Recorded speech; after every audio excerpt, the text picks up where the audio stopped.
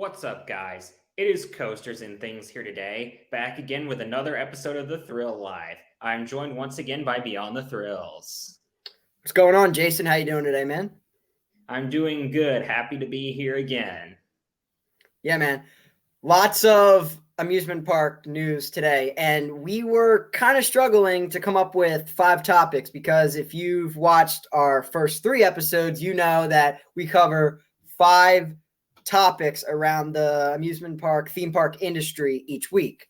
So, I mean, we could have had at least close to 10 with how much news came out today. So, yeah, we got our 5, and yeah, this should be a very good episode. We got a lot to talk about. So we're going to start with none other than SeaWorld Orlando. They finally revealed the official name for the surf coaster. It is going to be called Pipeline. Actually, the full name of it is Pipeline the Surf Coaster. Did they really have to add the surf coaster in, though? Nah, I mean, everyone already kind of knows what it is, so... So here are the stats for the ride. It'll be 2,950 feet long, max speed 60 miles an hour. I'll admit that's faster than I thought it was going to be. Yeah, same. 110-foot max height. I imagine that's probably at the far turnaround because it has a launch, not a lift hill. Yeah, probably. And or could be that inversion, maybe. Yeah, it could. It'll have, like you said, 1 inversion, a corkscrew, and it'll have a duration of 1 minute and 50 seconds. Right. Construction has been underway for, I want to say, since June, July. Isn't that when they broke ground for it? No, they broke ground in March because I remember seeing the ground was already broken when I was there in April. That was the first time you rode Icebreaker, right? Yeah.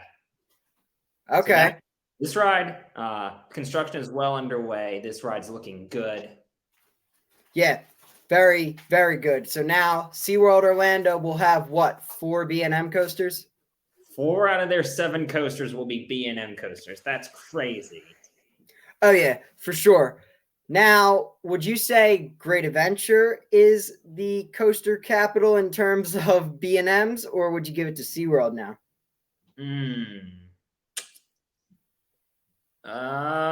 That's a tough one. I might go SeaWorld Orlando just because, honestly, just because of Mako alone. I think I'd give it to SeaWorld Orlando for Mako and Manta. Manta's good too, right? Yeah, Manta. Manta's my favorite flying coaster, and Mako's my favorite B&M hyper. Wait. Yeah, favorite B&M hyper. Not my favorite hyper coaster, favorite B&M hyper, though. Okay, cool. So, yeah, originally I want to say either our first or second episode, we were talking about the surf coaster because there was finally track installed. So now we have the name. As you can see on the screen right here, there was a video that was released today, so we know everything about the ride now. The only thing we don't know is when it will open. Yeah, and let's talk about the name, Pipeline the Surf Coaster. So you wanted it to be called Surf's Up, didn't you? I actually thought that was a good name. Surf's Up, I mean. Pipeline the Surf Coaster, I think, is a terrible name. It sounds more like a name for a water slide than a coaster. Yeah, that's exactly what I was thinking. That sounds like a water slide, not a roller coaster.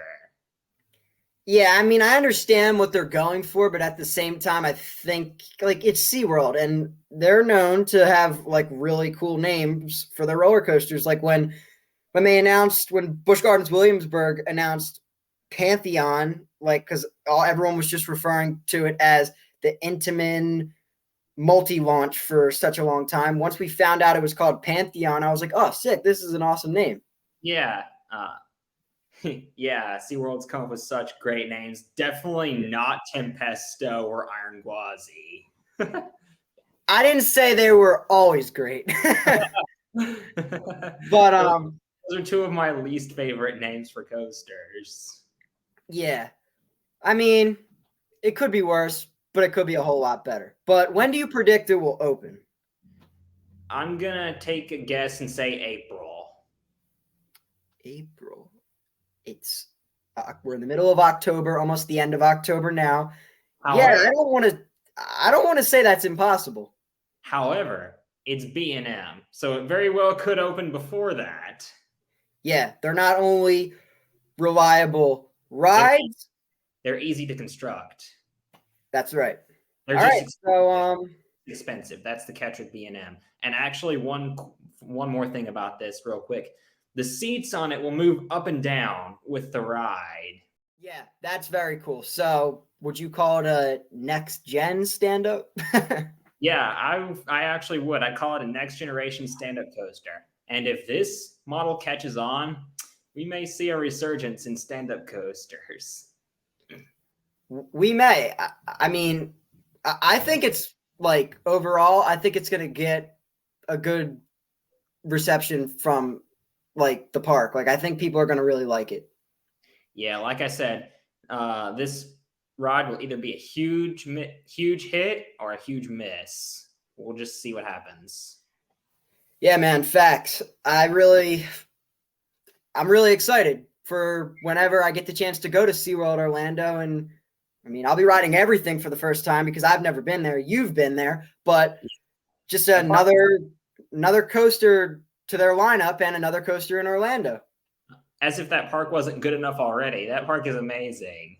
Yeah, and I saw in the animation that they released before and today, just recently, they've been referring to SeaWorld as the coaster capital of Orlando. And I mean, yeah, I'd say so. If either that or Universal, certainly not Disney.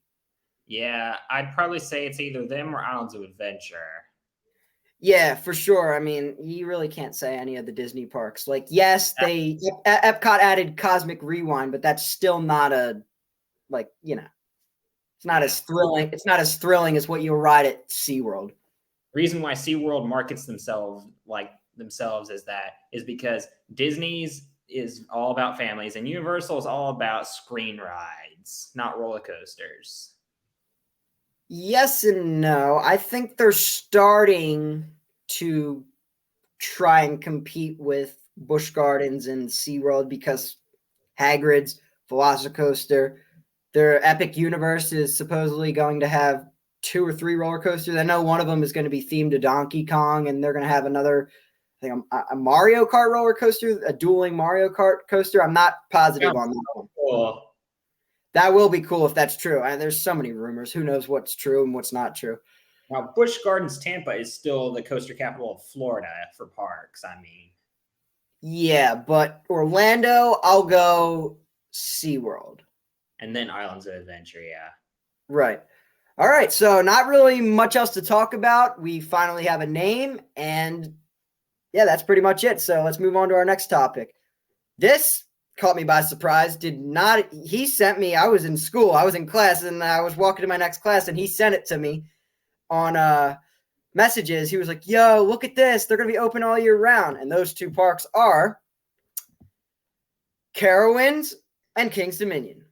Honestly, I kind of saw it coming for Carowinds eventually, but not Kings Dominion. And I didn't see it coming for either of these parks this early. In fact, I'm kind of surprised these parks beat Dollywood to year-round operations because I always thought Dollywood was going to go year-round operations because Pigeon Forge is such a big tourist destination. Yeah, and it's down south. Well, nah, how far is it from Florida, Tennessee? About 5 hours. Okay. Well, would you say, I mean, you live in Tennessee, would you say the weather is drastically different than Florida or not really? It's colder, but it's not too cold. Yeah, so they can stay open all year round if they wanted to. They could, yeah. Dollywood, I mean. Yeah. I was going to say this about Kings Dominion. Now, Carowinds doesn't have any indoor roller coasters, do they? No, they never did. They never did. They have one dark ride, right? Plants Blue vs. Blasters. Zombies. Blue Blasters. Blue Blasters, and is Plants vs. Zombies still there? Nope. I don't think so. I think they took it out when they started demolition of Crossroads in favor of Aeronautical Landing. Okay. I know they took out Southern Star as well. Their looping pirate ship, their looping starship. Okay, yeah, I know King's Dominion still has a looping starship. Which, in all fairness, I don't miss that ride. I hated those rides so much. Yeah, I didn't ride the one at King's Dominion. Excuse me. I didn't ride the one at King's Dominion, but I know it's off of International Street headed towards Dominator. I remember seeing it when I walked in. Those rides look cool. But anyway, Carowinds, as of now, only has one indoor attraction. Now, let's look at King's Dominion. They have Flight of Fear. Yeah. And they also have Boo Blasters. Do they have anything else that's indoors? Does King's Dominion have Boo Blasters? They do. It's in a very weird spot, though. It's very hidden. Okay. But they do have one. Trying to think. Are there bumper cars indoors? Well, I'm talking like fully indoors, not that they're covered. Like indoors. Oh, well, I'm not sure. Yeah, well, the only ones that are coming to my mind are Flight of Fear and Boo Blasters. So, in a way, at least King's Dominion, since they're going to be open all year round, will have at least one roller coaster open all year round. Would actually be open because during Winterfest, Flight of Fear is not open. I think they'll have to open it. Like they're going to have to make an exception. Come on, people pay the money. You get if you're able to have an indoor roller coaster open, why wouldn't you open it? Come on. You want to take some guesses for what coasters could be open from January to March? Yeah, sure. We'll start with Carowinds. If I had to take a guess for Carowinds, I think Afterburn's a given. Yeah, that runs during Winterfest. Okay. Yeah, we'll go with that. I could see Hurler being open. I was going to say that next. Yeah, probably. Kitty Hawk? Yeah, Kitty Hawk. Yeah. And maybe Woodstock Express. Okay, so there's 4. I don't know about Copperhead Strike because if it's with its launches, I don't know if it would be able to handle that cold weather. I doubt it. Yeah, I doubt it. And I don't think Fury would be open. No, same with Intimidator. So now let's look at King's Dominion. So I think if the park was smart, they should have Flight of Fear open all year round. I don't see why they shouldn't. Like, there's literally no reason. It's literally indoors. Flight of Fear. Dominator. Yeah. What about Backlot Stunt Coaster? I don't think so. I don't think Backlot would be open. Yeah, I doubt it. Twisted Timbers could be. Yeah, that's open during Winterfest, right? Yeah. Okay.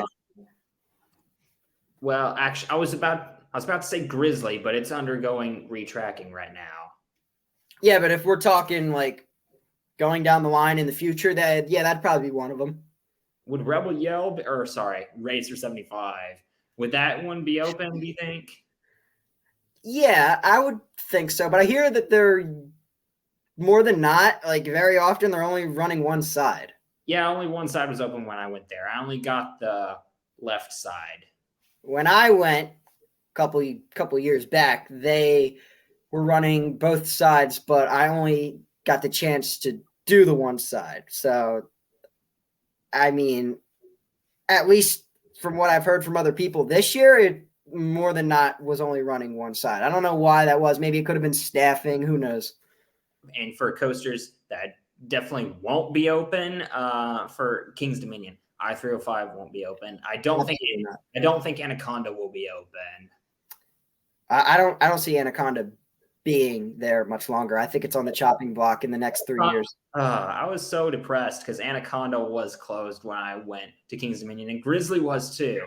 You're really not missing out on much with either of them. I didn't care for either of them. Anaconda is a cool layout, but it was just constantly like with my neck. It was not comfortable in the second half. Yeah, you think it would it looks like it's going to Valley, but somehow it makes it to the brake run. What coasters am I missing from King's Dominion? I mean, there's a Woodstock Express clone, but Oh yeah. in Oh, Atlantic City. I don't think Tumbili would be open Nah, I highly doubt it. or Reptilian. Nah, I think you hit all of them. Yeah. Yeah, so let's recap. For King's Dominion, we think it could possibly, this is a possibility. Think it could be Dominator, Flight of Fear, Twisted Timbers, Grizzly, and Rebel Yell. I would maybe throw Woodstock Express in there. If the one at Carowinds is going to run, then why not? Okay, and Woodstock Express. And for Carowinds, my guesses are Afterburn, Hurler, Woodstock Express, Kitty Hawk, Ricochet. Yeah, you'd put Ricochet. Is that open during Winterfest? Is it? Yeah, it is. And Okay. I want to say Vortex. Okay. All right. Yeah, I'd say that's pretty solid. That's worth being open all year round. I'd say if you're able to run that many coasters. Yeah. Now here's the question. Here's the huge debatable question with them going year round. Will they make a profit off of it? Because January and February is not the prime season for theme parks. Will they make money or lose money off of it? Because they have to pay their employees as well. They have to pay for like the food stands to be open and all that stuff, the events. Yeah, man, for sure. It's going to be interesting to see. I still am shocked that King's Dominion is going to be open all year round. Like Carowinds, I wasn't too surprised, but King's Dominion did not see that coming. To be frank, I'm surprised both those parks beat Dollywood though. Yeah, seriously. But props to Cedar Fair. Well, hopefully this all works out for them because it is very cool that you're able to have your parks open all year round, not only financially, but just for the guests. Like, yeah, especially those who have those as their home parks. Like, that's awesome. Like CJ, he can go to Carowinds in like February now. Yeah, and King's Dominion actually, I kind of see why, because I just remembered that Busch Gardens Williamsburg's now year round. Right. So King's Dominion probably had to do something to counter Busch Gardens Williamsburg. Yeah. Wow. I totally forgot about that. You're right. Okay. That makes more sense then now. All right. Cool. All right. So our third topic. I'm so happy about this. Yeah. I actually had the opportunity to see this show. I want to say my third visit to Disney World, which was in 2014, 2015. It was the summer I went and stayed at Art of Animation. And I remember finding the show very cool, but I also was a little bit scared. I'm not going to lie, because of some of the projections, and like they had like a whole section with the villains. I remember. Do you know what I'm talking about? Yeah. I've seen this show 4 times. Once all 4 of my visits to Disney World. And I love this show all 4 times. I love the part where Mickey, he's like, "This is my dream. You get out of it." And stuff like that. Yeah, no, I mean, now that I'm older, I think I'll like really like the show, and I've done stage crew, and like I'm really into lighting and like all special effects kind of stuff. So I think I'll find it like very, very cool when I'm able to see it. How long has this show been gone for? I don't remember. I want to say it's been closed since the park reopened from the pandemic, but don't fact check me on that. Well, I'd have to look it up because I don't have that listed down. Okay. Well, as you can see on the screen, still no date given, but exciting to see a popular show return. So now Hollywood Studios has almost all of their entertainment back. I read this the other day that the Voyage of the Little Mermaid show still has not reopened. But some will argue this as a ride or an attraction, and some will argue this is a show. Muppet Vision is still there, so and Lightning McQueen's Racing Academy. Yeah. Man, though, if there's one show I miss, it's the Lights Motors Action Show. I loved that show so much. Streets of America, yeah, for sure. And now, I must say, though, even though Toy Story Land and Star Wars Land, which were the areas that were built on where it was before, both those sections are great, don't get me wrong, but I miss that show. That show was so good. I miss Streets of America as a whole, and the Honey I Shrunk the Kids play area. That's how I will always remember Hollywood Studios. Now, there's still some of the original MGM studios left, like the whole section by the Muppets is pretty much the same. Now Pizza Planet is Pizza Rizzo, and Mama Melrose is still there, which is the Italian restaurant. And there is somewhat of a strip still when you come out of Galaxy's Edge. I think it's called Grand Avenue now. And they have the Baseline Tap House on the corner. I just looked this up. It looks like Fantasmic has been closed since March 16th, 2020, 2.5 years. Yeah, so it never reopened since the park's closed from COVID. That's what I thought. Yeah. Wow. Does Animal Kingdom even have a nighttime show anymore? Because I know Rivers of Light is gone now. I know they still have Festival of the Lion King, but I wouldn't call that a nighttime show because you can see that during the day. Rivers of Light, that was my favorite of the 4 nighttime shows at Disney because it wasn't firework focused. Yeah, very true. Very, very true. I will say this also. Hollywood Studios, because I also forgot to mention Beauty and the Beast live on stage, which has been there for I don't even know how long. I want to say since the 90s. But of all the Disney parks now, I'd say with Fantasmic back open, because I know Magic Kingdom doesn't have all their entertainment back, Hollywood Studios probably has the most shows again. Yeah, I think you're right. If you look at it, yeah. So awesome to see one of the most popular nighttime shows back at Hollywood Studios.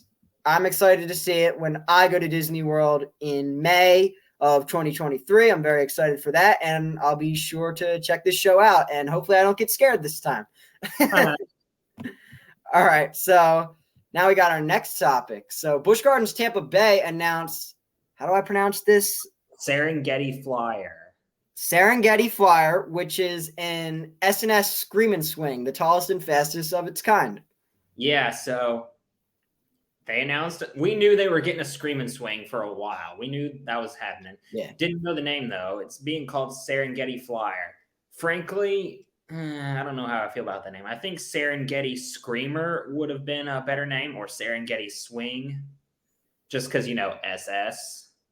Yeah, like, what's the one at Busch Gardens Williamsburg? Finnegan's Flyer? Get it? FF? That makes sense. Yeah, exactly. No, I actually agree. I didn't think of that. I actually agree with you on that. I will say the colors and the decal and just everything, it's very eye-popping. It's near Iron Gwazi, right? It's near Cheetah Hunt, actually. It's going in the Rhino Rally area of the park. That area of the park has been deserted for years. For some reason, I thought it was going to be built near Gwazi because it has a very similar color scheme and it would fit well next to it. But okay, near Cheetah Hunt, that's cool. It's actually going in near Cheetah Hunt. It'll be 135 feet tall, max speed 68 miles per hour, and it'll be the world's tallest and fastest Screamin' Swing, which I didn't even know was a record. Yeah, definitely. Yeah, Screamin' Swings are fun rides. How many have you been on? I've been on a couple.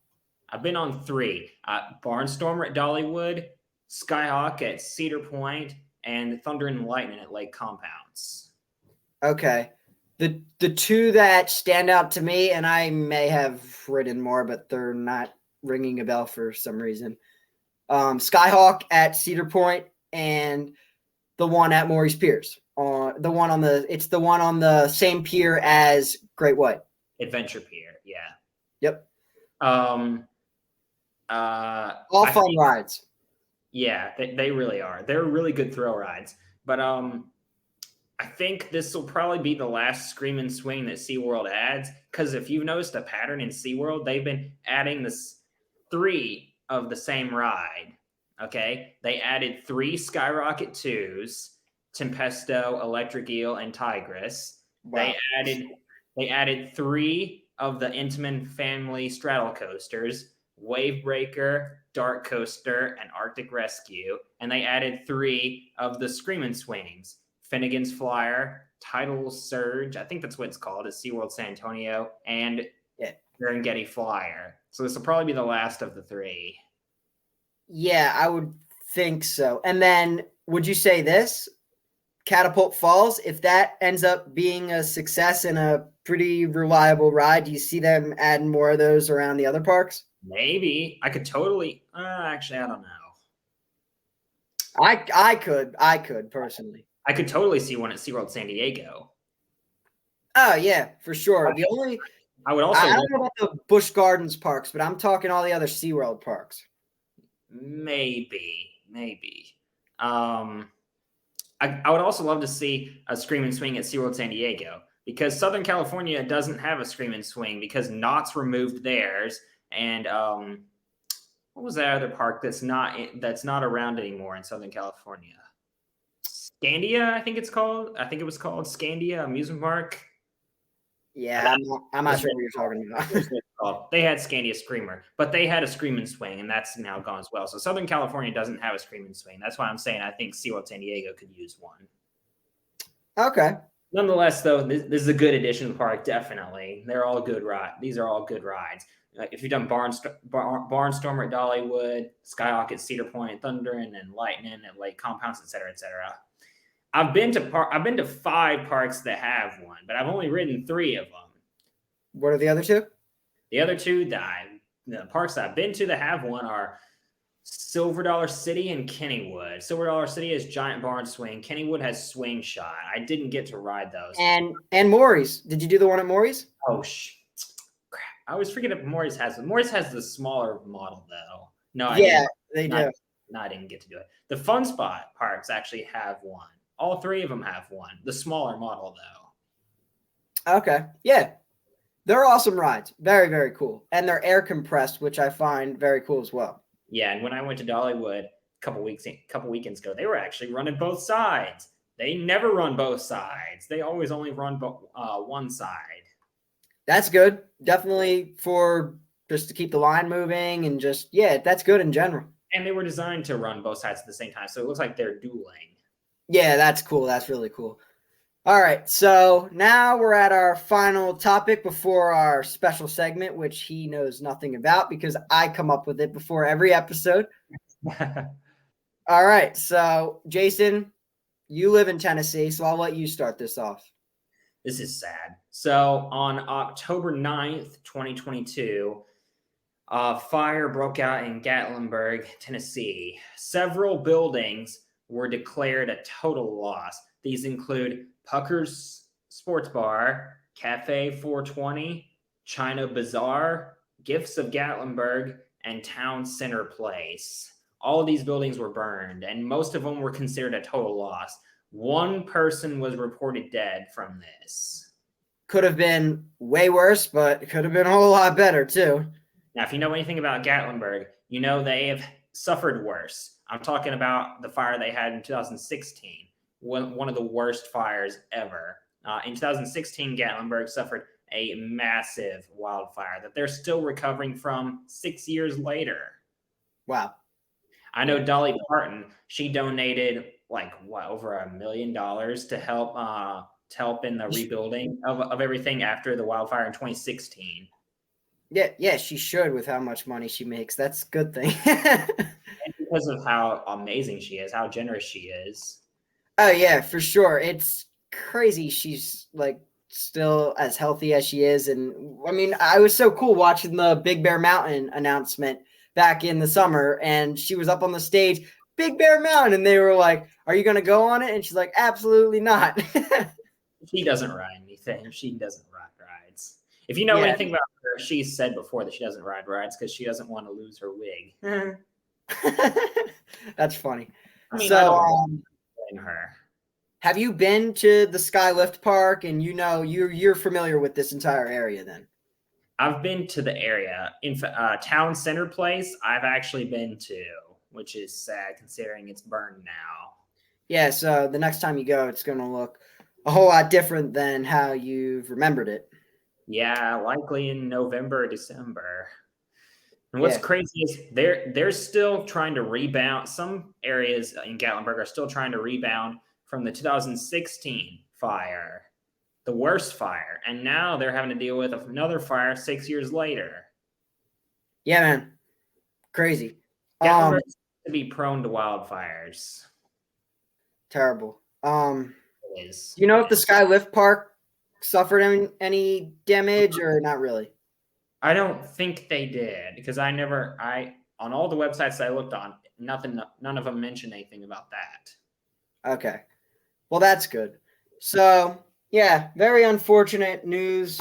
Sorry to have this as our last topic. Well, not really, because we still have the special segment. All right, Jason, you ready for this one? What have we got this week? This may be tough for you to pick because I know there are a lot of options at Dollywood. But what is your favorite food location at your home park if you had to choose just one?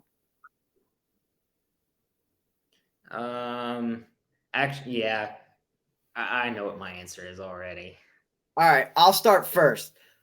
My home park is Six Flags Great Adventure, and Six Flags in general are not known for their food. It's fine. There's some good options. You can get an icy, you can get a soft pretzel, you can get Dippin' Dots, all the normal generic snacks that you'll find at just any amusement park. Not really anything special. There are a couple places that I particularly like, and I'd say my favorite food location at Great Adventure, even though you can't use the Diamond Elite discount there or any membership discount, there might be 3 or 4 meals that are on the food plan, but it's Mama Flora's. And me and you both ate here during your first time to Great Adventure in, what was it, June? Yeah.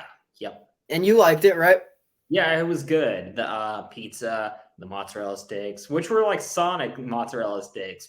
That's like Sonic good. Yeah, you said that. That was funny. So yeah, I'd probably go Mama Flora's. Either that or Granny's Fried Chicken, which is by Skull Mountain, headed towards Movie Town. Those would probably be my two. I don't care for like Macho Nacho or Johnny Rockets or anything like that. They're fine. Mediocre. Yeah. For me, my home park is Dollywood, and this is not even really a question for me. It's Till and Harvest, the place where they serve Mexican. It's so freaking good. Why does that not surprise me? The last time I was there, I got nachos. They also offer rice bowls. Awesome. They offer other stuff too, like hamburgers and chicken tenders, but I always get Mexican when I go there. Because why would you go there for a burger or chicken tenders when you can get Mexican? Yeah, wow. I'm surprised you didn't say, where's the place you can get the cinnamon bread, the gristmill? Yeah, okay. I don't really count that because you just go in and get the cinnamon bread. You don't sit down. I didn't say restaurant. I just said food location. You still go with Till and Harvest? Yeah, I'd still go with Till and Harvest. All right. The bread is so filling that I can't eat it all by myself. Yeah. Very true. All right. Oh, yeah. I want to mention this. You probably remember this. Remember my sister's boyfriend went to Dollywood and he brought me back cinnamon bread? Yeah. So I have had the chance to try the legendary cinnamon bread, but I expect it to be even better fresh out the oven once I do go to Dollywood. Not after being wrapped up in aluminum foil for 3 days sitting in an RV. What'd you say? Did you like it though? Oh yeah, it was good, but I'm saying I expect it to be even better when I'm able to try it in person. Yeah. All right. So good episode, man. We dove into a lot. Yeah, so that wraps up for this week's episode. Thank you, Nick, for joining me. Be sure to tune in next week. And this is Coasters and Things and Beyond the Thrills. Signing out. See you guys later.